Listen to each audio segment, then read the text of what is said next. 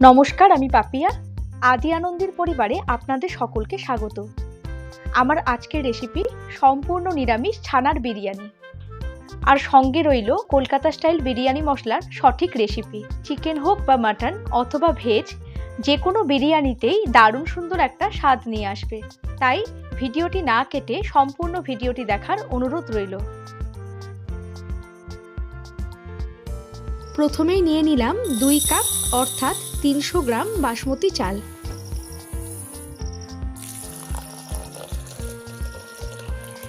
দুই থেকে 3 বার জল পাল্টিয়ে চাল ভালো করে ধুয়ে নিলাম। এবার কয়েকটি তেজপাতা মিশিয়ে চাল 1 ঘন্টার জন্য ভিজতে দেব।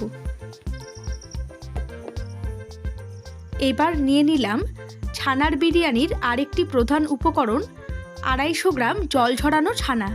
এবার স্বাদমতো নুন, 1 চা চামচ চিনি, 1 চা চামচ বিরিয়ানি মশলা, 1 চা চামচ কাশ্মীরি লঙ্কার গুঁড়ো, 1 চা চামচ আদা আর কাঁচা লঙ্কা বাটা, আর 1 টেবিল চামচ ময়দা দিয়ে ছানা ভালো করে মেখে নেব। এই ছানাটি আমি বাড়িতেই বানিয়ে নিয়েছি। এই নরম ছানা বানানোর সঠিক পদ্ধতিটি কিছুদিন আগে আপলোড করা ছানার ডালনা ভিডিওতে আপনারা পেয়ে যাবেন। ছানা ভালোভাবে মেখে নিয়ে একটা ডো বানিয়ে ডোটা থেকে সমান আকারের লেচি কেটে নিলাম। এখানে 250 গ্রাম ছানা থেকে মোট 12টি লেচি হয়েছে। লেচিগুলি থেকে ছোট ছোট আকারের ছানার বল বানিয়ে নিচ্ছি।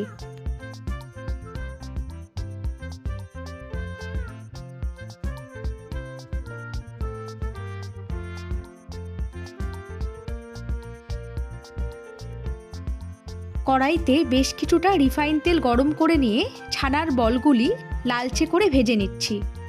ভাজার সময় অবশ্যই গ্যাসের ফ্লেমটা মিডিয়াম টু লোতে রাখতে হবে।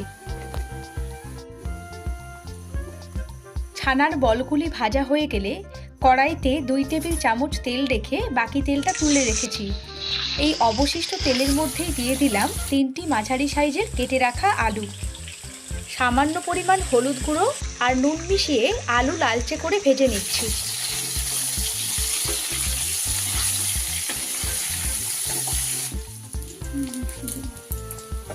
আলু ভাজা হয়ে গেলে 2 চা চামচ আদা আর কাঁচা লঙ্কা বাটা, 1 চা চামচ বিরিয়ানি মশলা আর 1/2 চা চামচ কাশ্মীরি লঙ্কার গুঁড়ো মিশিয়ে মিডিয়াম ফ্লেমে মশলাগুলি একটু কষিয়ে নিচ্ছি। এবার 1 কাপ পরিমাণ জল মিশিয়ে আলু আধ সিদ্ধ করে নেব। এখন পুরো সিদ্ধ করছি না, কারণ বিরিয়ানির চালের সাথে আলু আবারও সিদ্ধ করতে হবে।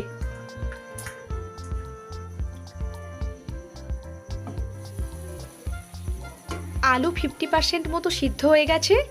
এবার আলু আর ঝোল দুটি আলাদা পাত্রে তুলে রাখছি। এই ঝোলটি বিরিয়ানির চাল ফোটার সময় ব্যবহার করব। এতে বিরিয়ানির স্বাদ এবং রং দুটোই খুব সুন্দর হবে।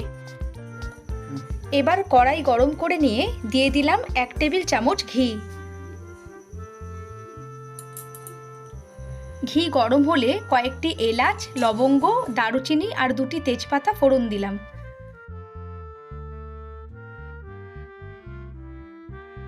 ফোড়ন থেকে সুন্দর গন্ধ এলে দিয়ে দিলাম একটি টমেটো কুচি।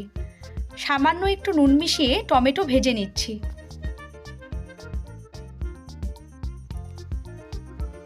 টমেটো একটু নরম হয়ে গেলে দিয়ে দিলাম 1 টেবিল চামচ আদা আর কাঁচা লঙ্কা বাটা।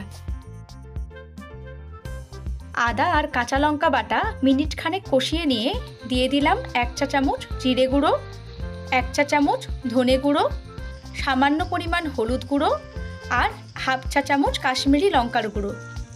এবার সামান্য একটু জল মিশিয়ে মশলা কষতে থাকব। মশলা কষানো হয়ে গেলে এর মধ্যে মিশিয়ে দিলাম 1 টেবিল চামচ বিরিয়ানি মশলা। আসুন দেখে নেওয়া যাক এই বিরিয়ানি মশলা কিভাবে বানিয়েছি। প্রথমে একটি ফ্রাইং প্যান গরম করে নিয়ে দিয়ে দিলাম অর্ধেক জায়ফল,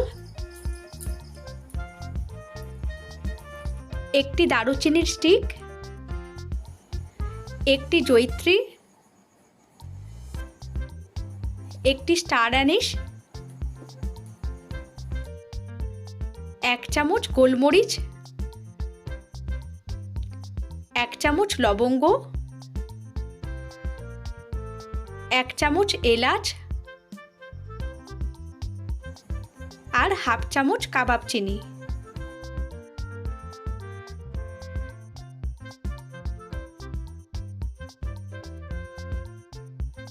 মশলাগুলো 30 থেকে 40 সেকেন্ড মতো মিডিয়াম ফ্লেমে ভেজে নিয়ে দিয়ে দিলাম 1 চামচ জিরে, 1 চামচ ধনে, 1 চামচ শাহি জিরা আর 1 চামচ শাহি মরিচ। শেষের এই 4টি মশলা পরে দিলাম, কারণ এই মশলাগুলি তাড়াতাড়ি ভাজা হয়ে যায়।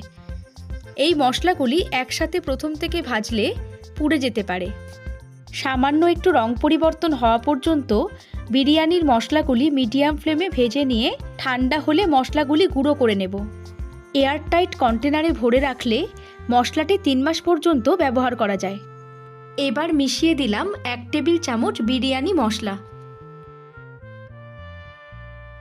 মশলা ভালোভাবে মিশিয়ে নিয়ে গ্যাসের ফ্লেম লোতে রেখে দিয়ে দিলাম 2 টেবিল চামচ ফ্যাটানো টক দই। টক দই মেশানোর সময় অবশ্যই গ্যাসের ফ্লেমটা লোতে রাখতে হবে, তা না হলে টক দই ছানার মতো কেটে যেতে পারে।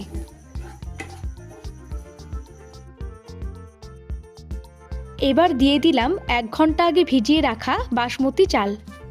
স্বাদ মতো নুন মিশিয়ে চাল ও মশলা মিনিট খানেক মিডিয়াম ফ্লেমে কষিয়ে নেব। এই রান্নাটিতে কোনো রকম আর্টিফিশিয়াল ফুড কালার ব্যবহার করছি না।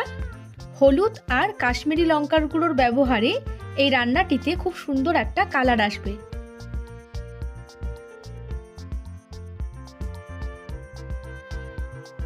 এবার একটি হাঁড়ি গরম করে নিয়ে দিয়ে দিলাম 1 টেবিল চামচ ঘি। ঘি ভালোভাবে হাঁড়ির গায়ে মাখিয়ে নিচ্ছি। 2টি তেজপাতা ফোড়ন দিয়ে যেই কাপে চাল মেপেছিলাম সেই একই কাপেরই 3.5 কাপ জল দিয়ে দিলাম।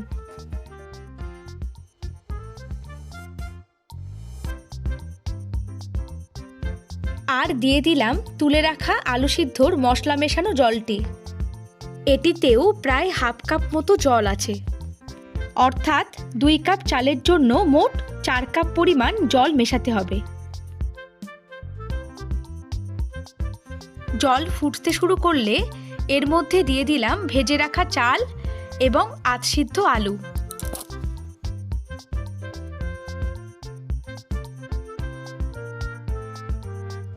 এবার ঢাকা দিয়ে গ্যাসের ফ্লেম লোতে রেখে চাল সিদ্ধ করে নেব। প্রায় মিনিট 5 ফোটার পর চাল সিদ্ধ হয়ে এসেছে এবং জলও অনেকটা কমে গেছে। এই অবস্থাতে মিশিয়ে দিলাম 1 টেবিল চামচ চিনি,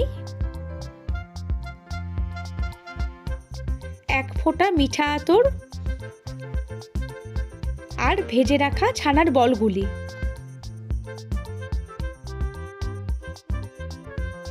এবার ঢাকা দিয়ে গ্যাসের ফ্লেম লোতে রেখে চাল সিদ্ধ হয়ে আসা পর্যন্ত ফুটিয়ে নেব।